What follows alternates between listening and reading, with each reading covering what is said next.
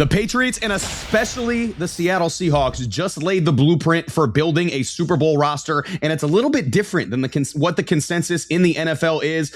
The things that both teams did well, first off, they got the head coach right. Okay, Mike Vrabel and Mike McDonald are both defensive-oriented, tough culture setters who care a great deal about their players, and they got the job done this year. And those guys then had the job of hiring the right offensive coordinators, the right offensive play callers, which in today's NFL, you cannot understate the importance of that. Well, Josh McDaniels and Clint Kubiak certainly check those boxes. And then from there, the credit goes to Seahawks GM John Schneider and Patriots GM Elliott Wolf. First, for nailing the draft, and this is where we got to show John Schneider some love. John Schneider, starting with the 2022 draft, has been lights out. He's drafted some stars, but he's also just drafted a lot of good players, guys who can come in and contribute, who know their role, who fit the scheme, who fit the culture, and they do a great job with that team. John Schneider has done an absolutely outstanding job. And while Elliott Wolf wasn't as good at drafting, he got the quarterback right in 2024, which is the most important thing you can get right. So he does deserve credit for that. But he got a lot of starters and contributors in the 2025 draft as well. And then they supplemented that with perfect free agency and perfect trades. The Patriots having the spending spree of the offseason in 2025, and basically every single signing that they had paid off and contributing at a high level cannot be understated. They did a tremendous job with their free agency signings last offseason. And while the Seahawks traded for Leonard Williams, signed DeMarcus Lawrence, and having the balls to trade Geno Smith and bring in Sam Darnold, even when a lot of people hated that move, pushed all the right buttons and got them to this spot. So for these teams, neither teams had elite offensive line, passable offensive lines, okay, but neither was elite. But when you have a great head coach and offensive coordinator combo, that's huge. And when you have good quarterbacks that are on cheap or reasonable deals, that's a huge deal as well. So you can supplement that roster that you built well through the draft in free agency as well. So take notes, NFL fans, because the Patriots and especially the Seahawks just gave you the blueprint for how to build a Super Bowl roster. But fellas, I got to kick it to you. How did the Patriots and Seahawks build these Super Bowl caliber rosters, and how can the NFL learn from how the Patriots and Seahawks built these rosters? I mean, I think you said it, right? Like, you get the coaching staff solidified, right? You have to have a good system. You have to have a good culture. You have to have these things. Good organizations usually find that in spades, right? Like, you're going to find that at any organization in the last couple of years has gone to the Super Bowl, held in the last 2 decades, whatever it is you want to go back. It always starts with the competent head coach and a competent offensive coordinator with a solid culture and a good system. I've already said this as well. You can go check out some of the other segments. There's 4 things you build a team around, all right? Quarterback that can operate in your system, whether he's franchise guy or he's, game manager, whatever it is, operates your system to a T. Brock Purdy fits this mold. We've seen Sam Darnold fit this mold now. And Drake May has been able to operate very well in the McDaniels system. Hell, Mac Jones took the McDaniels system to the playoffs, all right? Let's be fair. Next, you got to have competent left tackle play. I would say that, we talked about Will Campbell in another video. Go check that video out and see the reasons we think Will Campbell struggled. I still think Will Campbell is a competent, capable franchise left tackle. And I believe that, and he's going to get his fundamentals figured out. You look at Seattle, their left tackle is very highly graded per PFF. He's probably the best player on their offensive line. Okay, let's go to the defensive side of the ball. You have to have a really good lockdown corner. Sound like Christian Gonzalez and Devon Witherspoon to me? And then you have to have a really good natural-born leader at the middle linebacker position. I think the Patriots got that in Gibbons and Spillane. And I think you look at the Seahawks, no one's going to disagree with that. Notice what I didn't mention. Neither of these teams spent a lot of money on defensive end. Marcus Lawrence wasn't cheap, but he came from Dallas after 10 years. He's an older guy. Usually team-friendly deals, right?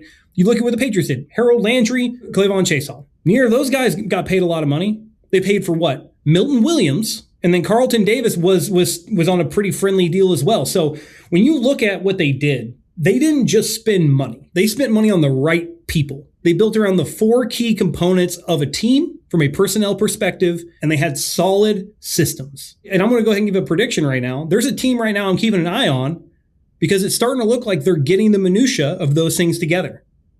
And it's a team that I was very high on in the preseason. I'm going to be very high on them now. The Las Vegas Raiders are starting to look like this a little bit. All right. He's back. They're starting to meet this. They got the head coach. He's got a competent offensive system. Let's see what the defensive coordinator looks like here. You know what I mean? You're starting to see these things come together a little bit. Fernando Mendoza looks like he's got all the tools to operate in a West Coast offense, which is what Clint Kubiak runs. They have all these things. Could the Raiders be following in that mold possibly of overachieving? Because we saw the Commanders do it now. We saw the Patriots overachieve this year. No one thought the Seahawks would be where they were. Those are the things that get you to overachieve as a franchise. You know what else gets you to overachieve? Taking the risks. Okay, both of these teams decided, you know what? We have Hall of Fame head coaches. We're going to kick them to the curb. We do not care about what you did for us 10 years ago, 5 years ago. We do not care. Bill Belichick, see ya. His protege, see ya. Pete Carroll, see ya. We need either a young defensive head coach or an experienced head coach that has already won in this league.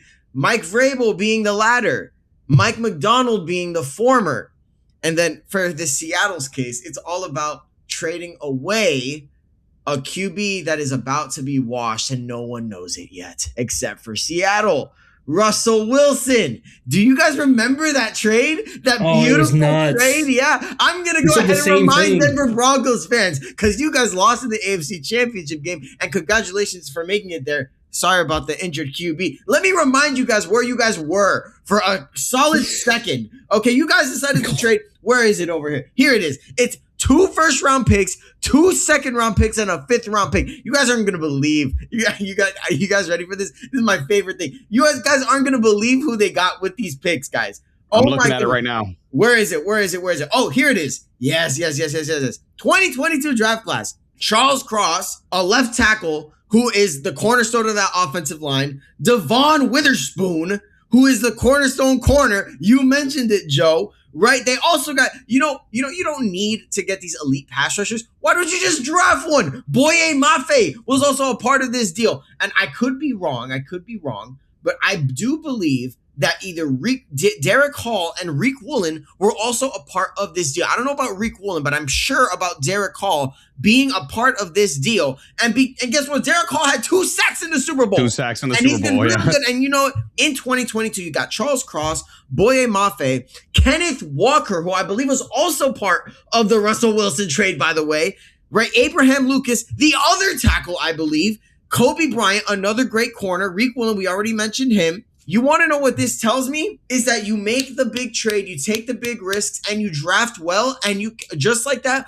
a franchise that we thought was going to be on the back burner for a couple of years ended up being really good. And they knew when to move on from players way before. I could expand further on John Schneider's elite draft classes. 2023, Devon Witherspoon and some random wide receiver named Jackson Smith and Jigba. Yeah, he was all right, I guess. Who's that guy? On top of that, the very next year, Byron Murphy, the first round pick of 2024, he was a game wrecker in the game against New England. And then this year, oh my goodness, Gray Zebel, Nick Demon Worry is what I'm going to call him. Oh my, Torrey Horton was good, but not just that. You want to know something that teams do? Even when they're good, their desire to be great is greater. They said, you know what? Our team is great, but we need a wide receiver 3 and a reliable punt returner. You want to know what Seattle did? They went out and got both of those things in Rashid Shaheed. And how big was he come playoff time and returning footballs? And for the New England Patriots, I'm talking so much about moving on. Bill Belichick was the franchise. What I'm saying is simple. You want to move on from the big shot head coach that you had? You can do that. As long as you have a GM that drafts well. Seattle is not going to be done with 1 Super Bowl. I firmly believe that this is something that can be built upon. They do have some important free agents that they have to think about keeping. They're going to extend Jackson Smith and Jigba. They're going to extend all these players some of these players are still in rookie contracts. As for the New England Patriots, you have Drake May. Enough said. A good organization has a great QB at the helm, which means you're going to be seeing great football or good football at the very least. And believe me when I tell you, that is a blessing. That is a blessing, Matt. It is. Yeah, to your point, Sammy, the drafting from John Schneider, and you brought up the entire next point that I was going to make, cannot be understated. Like every single draft, he's getting multiple impact players. Like you mentioned, Gray Zabel, Nicky Manwari. And then the 2020, like you talked about the 2023 class, Devon Witherspoon, JSN, Derek Hall, Zach Charbonnet, Anthony Bradford. Those are your first 5 picks. You get 5 starters in your first 5 picks. The 2022 draft, you mentioned 6 starters in your first 6 picks. Like that's how you rebuild an organization. And to your point before, again, sometimes you need to take risks because in the previous years, they weren't hitting on any of these picks. 2021, 2021, they only had 3 selections because they were going all in with Russell Wilson. 2020, they had a bunch of picks. None of them hit. 2019, same thing. 2018, same thing. 2017, same thing. Like there was draft classes in there where there was a few guys that maybe they got some value out of, but there was a lot of picks that they just completely wasted. That's how valuable drafting these players and in these spots can be. And we've seen the difference with John Schneider and the Seattle Seahawks. So to kind of build on a point that you also made, Sammy, both of these organizations are in a good spot. I'm curious to see how they go, how it turns out next year. I'm a little bit nervous about our Patriots just because we go from having the worst schedule in the NFL to, I don't know if you guys have peeped the Patriots schedule next year. It's an absolute gauntlet next year. It is horrible. It is brutal. Nobody can possibly say we have a weak schedule next year because it is terrible. So I'm a little bit nervous about that. But both of these organizations have set themselves up for success in the future with smart drafting, smart free agency and trades, and just good overall organizational structure. And all organizations across the NFL need to learn from these two because they're doing it the right way. This has been Between the Uprights. Football is life. The rest is just details.